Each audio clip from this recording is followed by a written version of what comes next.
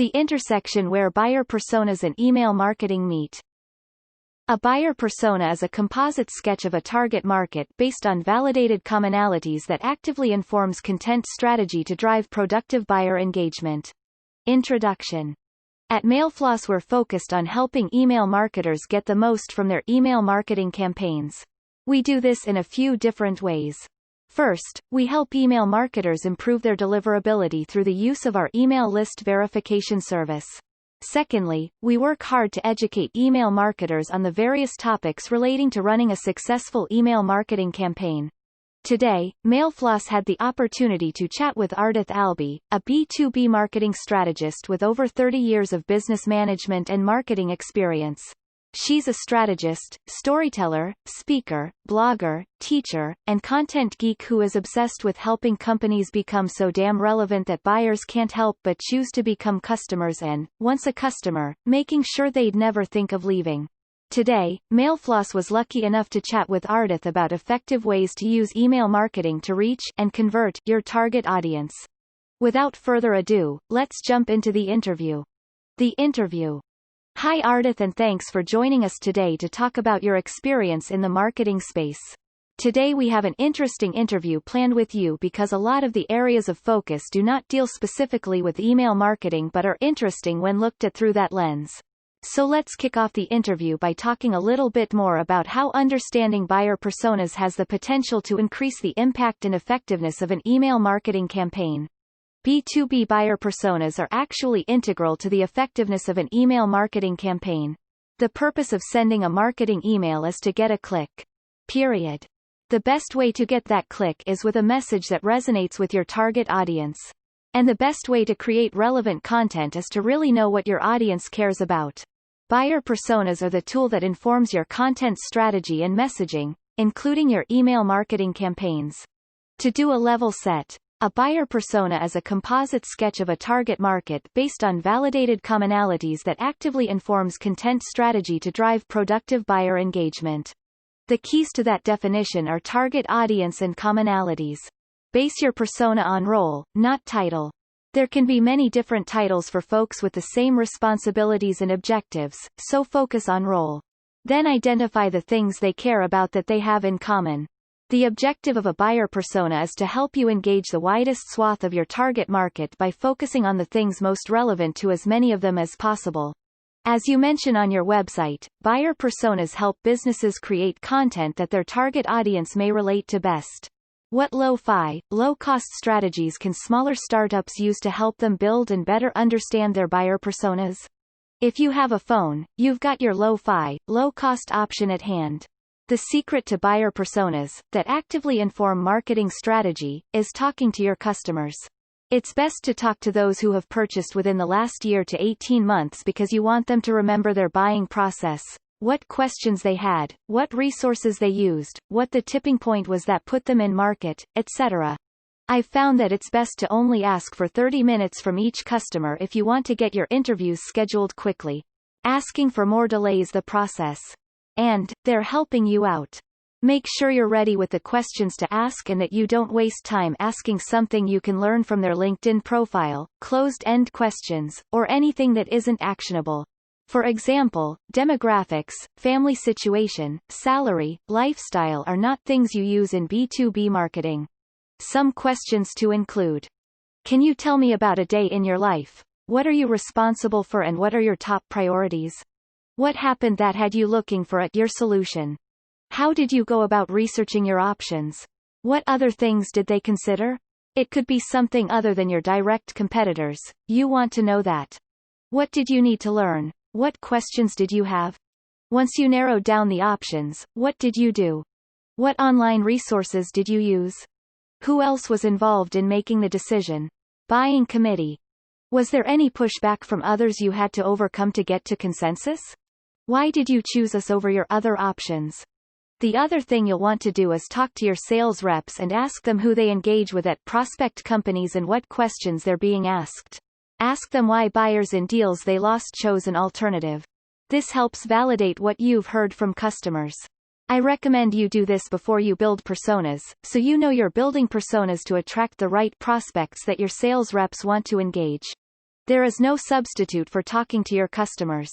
If you make up the buyer persona based on what you think, you're not only introducing bias, you're not the customer, but you'll also lack the nuance that helps you differentiate your messaging from that of your competitors. There's a reason your customers choose you over the competition. You need to know what that is. Once they start better understanding their buyer persona, how should this impact the content contained within their email marketing campaign? One of the most off-putting things about marketing content is when we use language that is ours, not that of our buyers. Research conducted with buyers shows they're begging for relevance and for marketers to stop the fluff and overt sales pitches. The truth is, they don't care about your products, they care about what outcomes they can get that they couldn't without them. They want their problem solved. Listen carefully to how your customers talk about their industry, the problem they were solving and the outcomes they were looking for. Use those words and phrases in your email messaging and marketing content. You'll find much higher levels of engagement because your content will resonate with them naturally. On your website, I really like how you say, one-off content is not content marketing. Would you also argue that one-off emails are not email marketing? Why not? How do you approach building a bigger strategy around content marketing? One-off anything is a bad idea in marketing, in my opinion. The more connected the story you tell, the easier it is to gain and keep attention across the long haul. For example, let's say you create an email marketing campaign that has 5 touches and lasts for 2 months. If it takes prospects an average of 6 months to go through their buying process, you've just cut them off at the knees when your campaign ends at the 2-month mark. They've engaged. They're interested. They're following along. And then, nothing. But then you start your new campaign and they're sitting there wondering what happened to the story they were interested in learning more about. Buyer personas will help you understand what the entirety of the buying process entails so you can focus on building that story and moving them through it, and through their buying process as it unfolds. The additional benefit you have is that taking a serial storytelling approach to your email marketing programs also helps them remember your brand. You're the consistent one they can count on for more of the information they want and need. You've got staying power and consistency. A key part of the buying decision is how they feel about you as a vendor, not just your product. Showing them how comprehensive your expertise is to help them goes a long way. And, in case you think running a continuous campaign is limiting, it's not. Your personas will help you see that. Remember when you interviewed them and asked what they needed to learn about to make the buying decision? Answering those questions is one key to creating a compelling story with your buyer as the hero. And, the beauty is that as more questions come up, you can add them to the story and keep expanding it over time. No more reinventing the wheel for every campaign. You also mention on your site that content marketing is an orchestration of relevant ideas and concepts that resonate with all of the different perspectives on the buying committee. Can you tell us a little bit more about what you mean by orchestration? What parts are at play here? One of the things we're not privy to as marketers are the conversations that go on internally with our customers. Depending on what types of companies you sell to, this can include 11 or more people, all with differing roles and perspectives. Our content needs to address those varying perspectives to help our buyer get them all on the same page. So think about the opportunity to send an email to your buyer with a message about how this content will help their director of X understand the value of choosing your product to solve the problem. Here's what's in it for them. As you point out on your site, buyers are self-educating. Can you tell us a little bit more about the intersection where education and email marketing meet? In your opinion, how important is education as an email marketing content type? Education is critical. Think about it this way. Even if your prospect has purchased what you sell a few years back, chances are that there are new things to consider now. Think about how fast products evolve, technology most of all. But take a step back from that. Your prospects likely have a way to do whatever it is that your solution solves for today. They may not even realize they have a problem. Or they may know they have a problem but don't understand what they can gain by fixing it or the true cost of not fixing it. Your audience is most likely to spend time engaging with your email if it teaches them something new or provides a new perspective to consider. Education comes in many forms. I'd argue that nearly all marketing is educational in some way. Why do your prospects read your case studies? I'd say it's to learn how others, like them, solve the problem they're facing by choosing your solution. You also mention that content must serve as an enticement to push people to engage with your sales reps. You mention that getting prospects in sales conversations is a primary objective of digital content strategy. How does this play out as it relates to email content?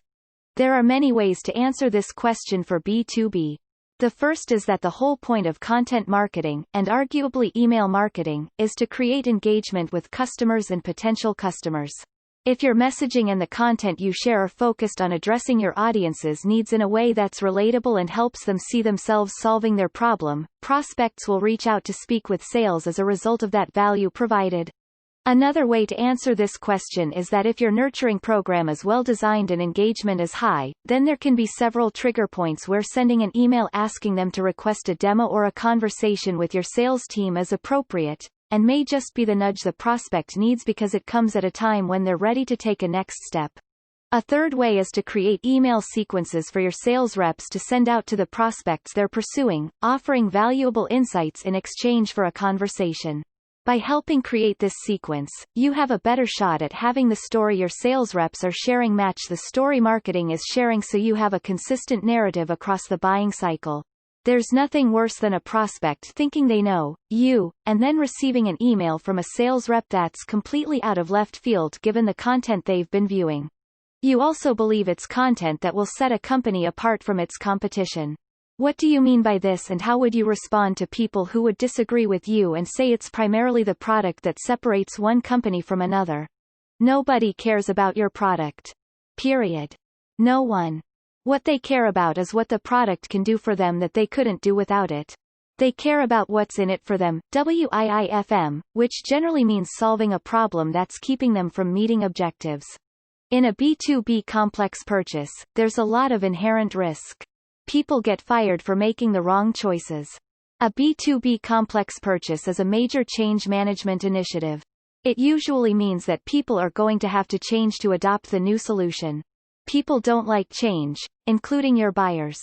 There are two things that I've seen become primary reasons why purchases result in no decision or a lost deal. The buying committee can't reach consensus because they can't deconflict all the various information each person on the buying committee brought back. Because they can't agree on which perspective to believe, they end up not choosing to change and stick with the status quo. Let's hope that's not based on solution brochures from your company that misrepresent your product. The second reason is that they felt the vendor wasn't a good cultural fit and the product they were buying was pretty much the same across the final vendors they were evaluating. The buyer's perspective.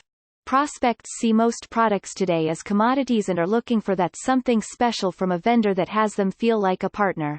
It's called trust. To apply this to email marketing, it's important to consider the emotional component of your emails. How does your audience feel when your email hits their inbox? Do they snarl, think, you, again, and hit delete? Or do they open it with anticipation to see what helpful information you're sharing today? Those are pretty much your choices. Obviously, you want the latter response. What drives that is the content and messaging. In answer to the first reason above, provide clear information focused on adding value to your prospects' search for an answer to their challenge. In answer to the second, exhibit the qualities that builds a predisposition to trust you based on the quality of the information your email deliver. If your sales team exhibits this same care and value, the consistency of experience will keep your prospects predisposed to choosing your solution, as long as the product delivers what they need. Lastly, let us throw a hypothetical scenario at you. You're offered a new job at a small startup with no formal marketing department. You're given 1 week on the job to implement the 3 most important systems or processes that will help this company grow in the long run. What are the 3 things you work on this week and how do you get them off the ground? The 3 things I'd implement are: buyer personas, new positioning and messaging on the website, launch a blog.